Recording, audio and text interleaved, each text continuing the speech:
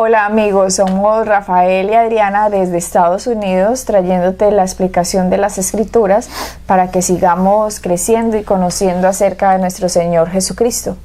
Nuestra página web blazeministries.net está disponible con todas las enseñanzas completamente gratis y como tenemos nuestro lema gratis es que no hay excusa. No hay excusa, por lo tanto están completamente gratis para que hagas un discipulado completo, continuo y sigas creciendo, interiorizando las verdades del Evangelio de nuestro Señor Jesucristo. En esta misma página encuentras los devocionales que salen de lunes a viernes a primera hora de la mañana, donde te puedes inscribir para que puedas meditar acerca de una palabra diaria del Evangelio. Ahí encuentras los horarios en los cuales estamos saliendo en la radio, ya estamos saliendo en diferentes emisoras y puedes tener los días y las horas, también el horario de televisión, los días y las horas para que puedas ver en vivo a Blaze Ministries trayéndote las enseñanzas de las Escrituras. Empezamos un nuevo tema, Rafael, y hemos decidido llamar a este tema Juan 4:22. Habla de este versículo. Vosotros adoráis lo que no sabéis. Nosotros adoramos lo que sabemos, porque la salvación viene de los judíos. Qué interesante ese versículo, sí, ¿no? Interesante. Dice, la salvación viene de los judíos, y en realidad no tenía tantísimo, digamos, profundidad hasta que oí la historia de un par de maestros que nosotros tenemos en el colegio bíblico al cual asistimos. Decidimos ir a comer con ellos, los invitamos a comer el fin de semana pasado y nos contaron su historia. Y fue muy interesante y nos pareció tan interesante que dijimos compartámoslo en vivo para que las personas, de pronto hay alguien allá afuera que se puede identificar con esto que les pasó a ellos y ellos pueden también ver la salida y ver el engaño de tantas cosas y teorías y filosofías que hay ahí afuera de la palabra de Dios. Sí, porque muchas veces, por ejemplo, estábamos en la cena, estábamos sentados en el restaurante oyéndolos a ellos y yo estaba impresionado. Y simplemente por el hecho, ¿por qué? Porque nunca me he enfrentado, nunca he estado relacionado, nunca había oído a nadie haber pasado por lo que ellos pasaron. Uh-huh. Y haber estado en esa religión, en eso, lo que vamos a explicarles ahora. Entonces yo estaba con la boca abierta. Uh-huh. ¿Por qué? Porque uno está como una cápsula, ¿verdad? Estamos nosotros en esto y no se imagina lo que la gente ha vivido, lo que ha sufrido, lo que ha tenido que sobrellevar uh-huh. hasta que encuentra la verdad del Evangelio. Uh-huh. Y yo estaba completamente llevado por ellos, oyéndolo, lo que estaba... Y lo triste, la verdad de todo esto, Adriana, es que ellos nos lo estaban contando a nosotros, que cuando estaban envueltos en lo que ellos estaban envueltos, ellos pensaron que ellos estaban en la verdad y que estaban haciendo lo que era lo correcto hacer. Uh-huh. Hasta que llegó un momento en que se dieron cuenta que esto no puede seguir así. Sí, entonces vamos a tratar de copiar pues la historia de ellos y llevárselas al aire a ustedes de qué fue lo que les pasó. Ellos son una pareja, nos están dando la clase ahora acerca del reino de Dios, The Kingdom of God, se llama la clase en la cual están dictando y son muy versados y muy apasionados, tal vez como personas que pocas veces uno llega a conocer, porque uno conoce mucha gente que cuando habla del Evangelio suena como a teoría. No suena como que saliera del corazón y que lo dicen con esta pasión y es que esto es así. Eran tan apasionados que me asombra la pasión de esta gente. Y por esa pasión dijimos, Rafael, vamos a invitarlos a comer, a ver qué nos cuentan de su vida y de su historia. Y cuando le preguntamos nos dijeron y nos asombró saber que no siempre habían sido cristianos. Eso ahí ya me pareció, yo, ¿cómo así? Porque uno se imagina que una persona tan apasionada siempre ha sido cristiana, pero a lo mejor toma de alguien que ha estado envuelto en cosas que no son, para que ame de esta forma y entienda el amor de Dios de esta forma como ellos lo entienden. Claro, estaban, aunque ellos desde su punto de vista estaban en la luz, si lo puedo decir de esa forma, cuando realmente encontraron la verdadera luz, para ellos fue algo tan tremendo que se afirmaron a ellos de tal manera. De hecho, yo estaba sentado enfrente de él y la tenía su esposa a mi mano derecha, pero cada vez que él hablaba del Evangelio, de Jesucristo, de lo que hizo, de lo que encontró, parece que lágrimas le iban a salir lágrimas de la emoción, del entendimiento, de la relación que él tiene con Cristo y con Dios hoy día, y de lo agradecido que está de haber encontrado esa verdad. Bueno, ellos cuando eran pequeños iban a la iglesia, a una iglesia tradicional, ella una por su lado y él por su lado, y él dice que por su lado vio mucha corrupción y que de esa corrupción él decía, esto no puede ser, porque los que predicaban el evangelio lo hacían como teoría, pero era más como un negocio, y a él eso le parecía completamente cochino y sucio, así que dijo, esto no puede ser Dios, por lo tanto me voy en mi búsqueda de Dios por otro lado, y se fue. Ella por su lado estaba en una iglesia también, y cuando el predicador les iba a enseñar, ella dice que ella era pequeña, les iba a enseñar acerca de la multiplicación de los panes, del milagro de la multiplicación de los panes con los 5,000 hombres y el resto eran mujeres y niños, o sea que falta ver cuánta gente era, que el predicador se los enseñó a todos estos niños diciéndoles, es como si... Lo que sucedió ahí es como si Cristo tuviera 3 panes, pero el resto de la gente no tenía 3 panes cada uno, sino que el resto de la gente tenía un poquitico, cada uno tenía algo, un pancito. Y lo que hicieron fue poner en una canasta, todo el mundo puso lo que tenía y por eso parecía una multiplicación. Nada más uno escuchar eso ya uno como que le da rabia a Rafael. Claro. Y decía el esposo, ¿ustedes se imaginan un niño que está ávido como una esponja, que todo lo que me digan lo voy a creer? Un niño, ¿cómo le daña a un predicador? ¿Cómo le daña la verdad de la palabra de Dios? Y que ella cuando escuchó ese predicador, que ella le dio como rabia porque que ella decía... Yo creo que Jesús los multiplicó, que ella pensaba, pero estaba escuchando a alguien mayor que es un predicador, que está puesto en una oficina, que representa una iglesia, que representa una denominación, dándoles una explicación a una cantidad de niños, diciendo que todo el mundo puso comida en la canasta y que por eso había multiplicación. Exactamente, y eso, Adriana, pasa constantemente en las iglesias hoy día, cuando la gente trata de bajar lo espiritual y explicarlo de una forma natural, simplemente porque no entienden las escrituras. No entienden el poder de Dios, no entienden lo que Jesucristo ha hecho. Entonces, al no entenderlo, tienen que explicarlo de tal forma que de la única que se vuelva racional, que se vuelve de una manera racional. ¿Cómo yo puedo explicar algo espiritual de una forma no racional? Y llegamos y esa persona llegó a decirlo de tal forma que una persona, aunque como ella decía, yo no tenía el conocimiento que hoy día tengo, pero la escritura me está diciendo algo contrario a lo que esa persona está explicando, y yo no creo que haya sido así porque la palabra dice. Pero todo ese resto de niños eran, o sea, ahí mismo, como la mentira, cómo se mete la mentira entre las denominaciones o de las iglesias o de los que se denominan cristianos para dañarle la fe a un niño. Y ahora que decimos de dañarle la fe a un niño, uno no le puede decir mentiras a los niños. Eso de que Santa Claus le va a traer los regalos, que el ratón Pérez le va a traer yo no sé qué de plata y se la va a meter debajo de la almohada por el diente. Eso, aunque suena bonito, Rafael, y tan tierno y tan dulce. Sí, la ilusión de los niños, sí, y todo eso. Sí, es que la ilusión es una mentira, es un padre engañando a su hijo o una madre engañando a su hija o a su hijo. Y aunque esa es la tradición, esa es la forma en que se ha venido por años y años y años, no es la verdad. Ustedes se imaginan a Dios que nos tiene a nosotros como hijos diciéndonos, el cielo existe y se van a ir para el cielo, y uno, ay, tan bonito, y que Dios diga, es que eso lo digo por tu ilusión, ¿sí? Pero es una mentira, Rafael. Claro.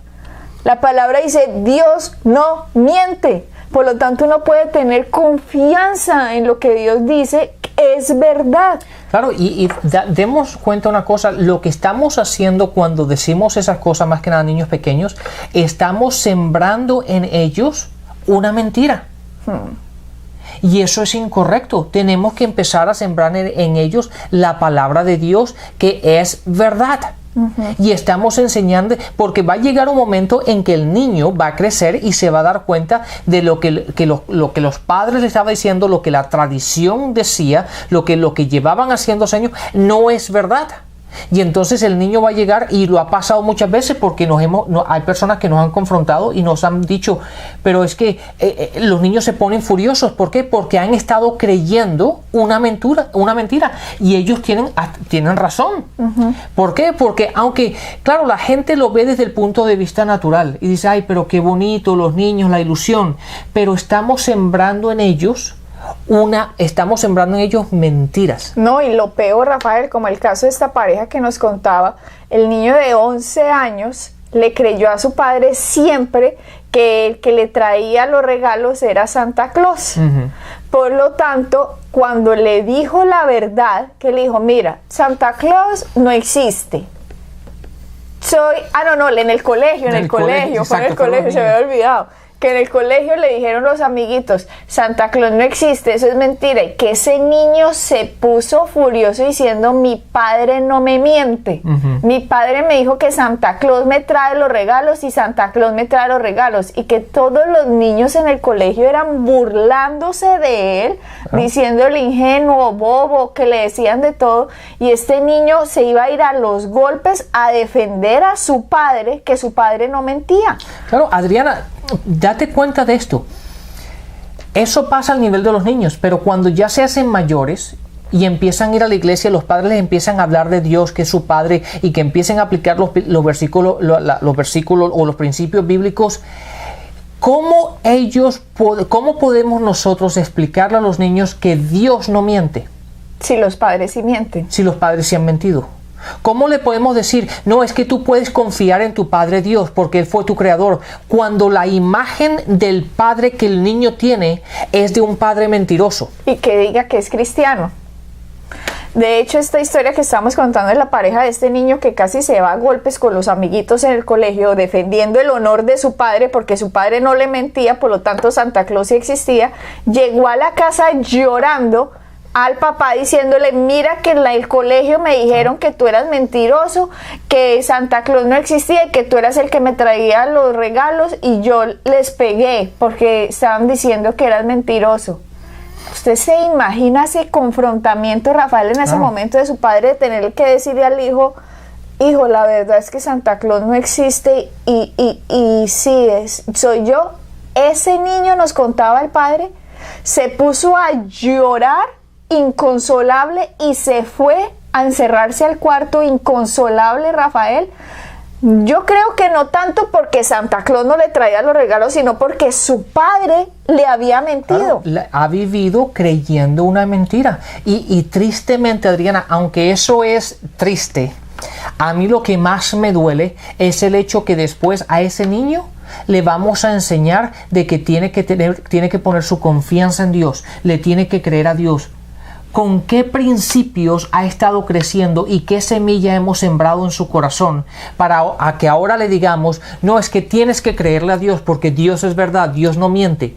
Cuando los 11 años de su vida le hemos sembrado, le hemos alimentado, le hemos regado a esa semilla que hemos plantado en su corazón una mentira. Y ahora ese niño va delante de Dios, no con confianza, sino sabiendo que Dios miente, porque mi padre, que es el reflejo de Dios, me ha mentido.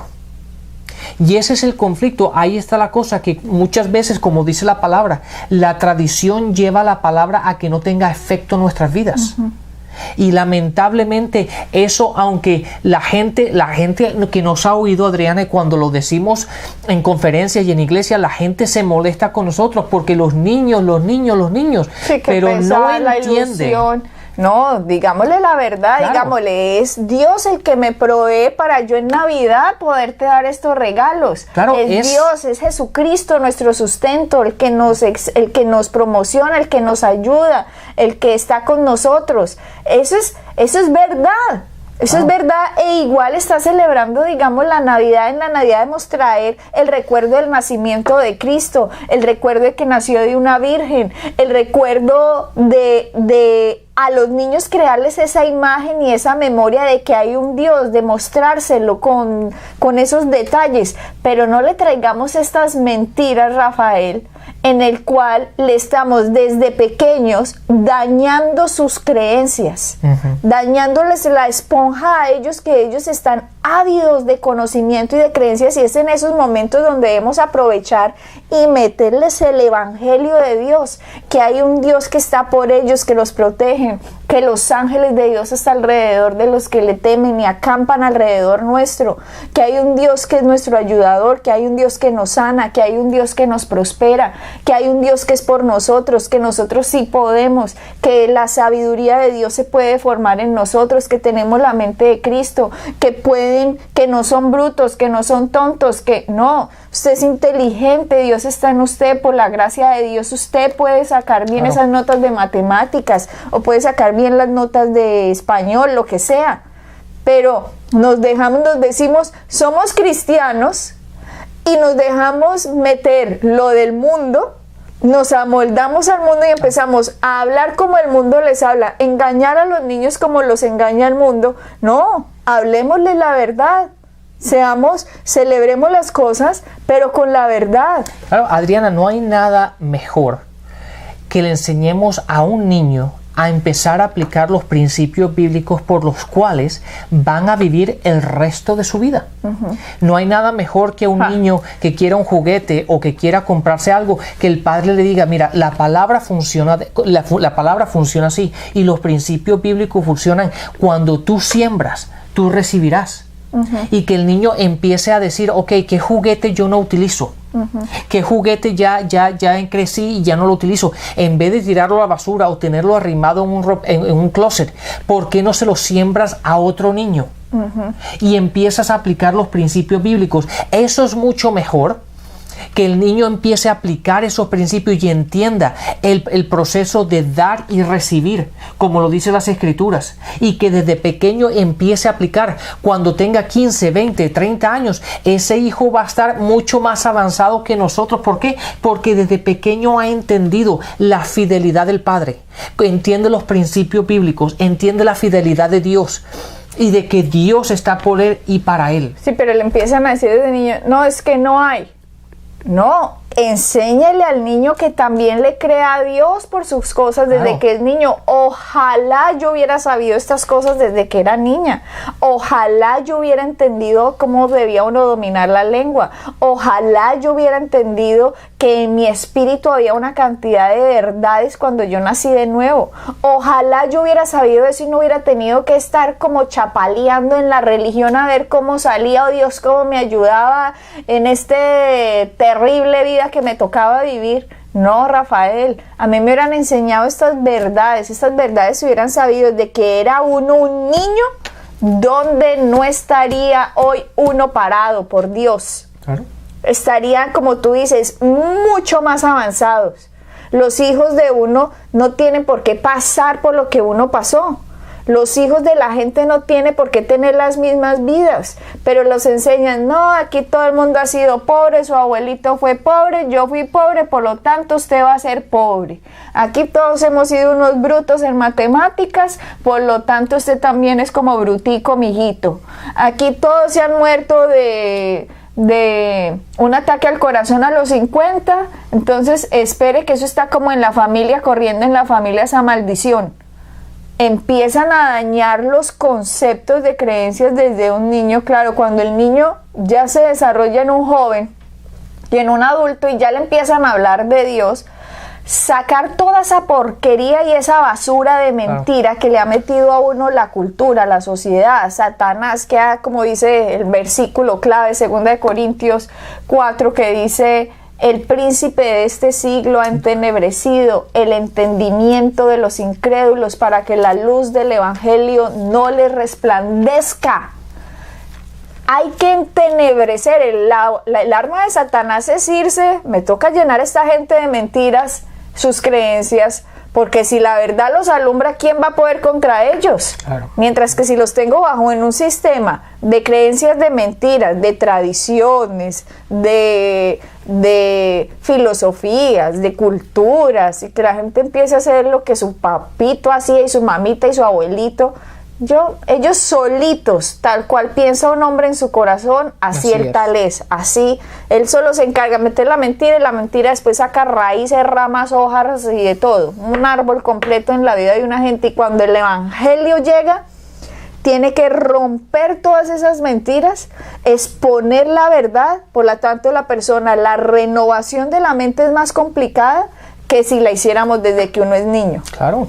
Empecemos desde que somos niños, empecemos el evangelio, las verdades, a decírselas de que son niños. Ese cuentico que le dijeron a esta pobre mujer, que no alcanzamos ni a contar, Rafael, lo que íbamos a decir, el cuentico que le dijeron a ella cuando era niña, es que la multiplicación de los panes de Jesús es que Jesús tenía 3 panes, pero todas las 5,000 personas tenían un pedacito de pan, y por lo tanto todos pusieron sus panes en la canasta y así se multiplicó todo. ¿Qué es eso, Rafael? Dañando. Eso es simplemente un insulto. Dañando la mente del niño. Porque si a un niño se le empieza a hablar de multiplicación, empieza: wow, Jesús, Dios hace eso. Empieza a admirar a Dios de tal manera. La Biblia dice: créele a Dios como un niño. Y los niños, usted le dice que Superman existe y se pone una capa y son capaces de tirarse de un segundo piso. Un niño tiene fe, la fe, porque son ávidos de esponja, creen. Entonces digámosle la verdad a los niños, que hay un Salvador, que hay un Dios que está por ellos, que sí pueden, que son inteligentes, que por la gracia de Dios, que por el favor de Dios, que ellos pueden ser mejores que el resto de los del curso, que el resto de los del colegio, que el resto de la escuela, que el resto de los de la universidad. Cojamos a esos niños desde ya, pongámosle las verdades del evangelio, y van a ser unas personas completamente exitosas y victoriosas, y no van a tener que pasar como por esas pruebas de fe que uno pasa, Rafael, digámoslo, en el sentido de cuando uno tiene que sacar mucha basura de uno creer con fe por cosas en que si uno hubiera crecido desde chiquito con esto, eso sería re fácil para uno cuando uno se enfrenta a cosas a las cuales las ve un poco grandes. Claro. Así de sencillo es, no hay que complicar la cosa, es simplemente hablemosle a los niños la verdad. Así de simple. No escondamos ni manipulemos la verdad, sino simplemente la verdad. Eso es lo que Dios hace con nosotros. Nosotros tenemos que ser un reflejo del Dios al cual le creemos, al cual representamos y el cual vive en nosotros. Y Dios es un Dios de verdad. Y simplemente lo único que tenemos que hacer es enseñarle a los niños la verdad. Y hablando de Navidad, hablando de esto de Santa Claus y todo eso, no hay nada mejor que explicarles a ellos lo que vino Jesucristo a hacer. Claro. ¿Cuál es el motivo de que celebramos la Navidad? ¿Cuál es el motivo de que Jesucristo vino? ¿Cuál es el motivo por el cual Él fue a la cruz? ¿Cuál es el motivo que resucitó? ¿Cuál es el motivo de que vive en nuestro corazón?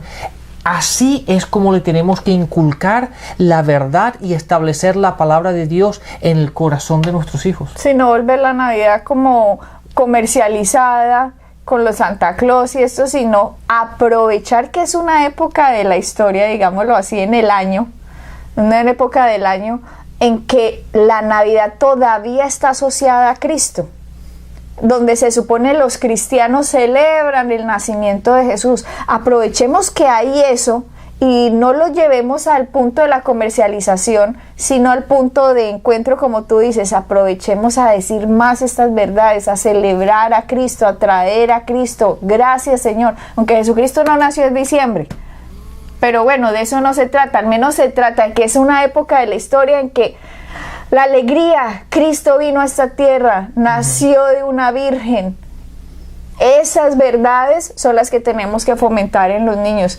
Y no puedo seguir ahora acerca de la historia que íbamos a contar, porque nos queda en realidad poco tiempo al aire, pero por favor no se pierdan el próximo programa, Rafael, porque en ese programa vamos a estar hablando acerca de la historia de esta pareja. Y ella, al escuchar eso de ese predicador, cuando le dijo esta explicación racional de la multiplicación de los panes, ella le dijo a su mamá: yo nunca más quiero ir a la iglesia, yo voy a buscar a Dios por mi lado. Y en la forma en que ella buscó a Dios por su lado, y en la forma en que el futuro esposo buscó a Dios por su lado, fue completamente torcido.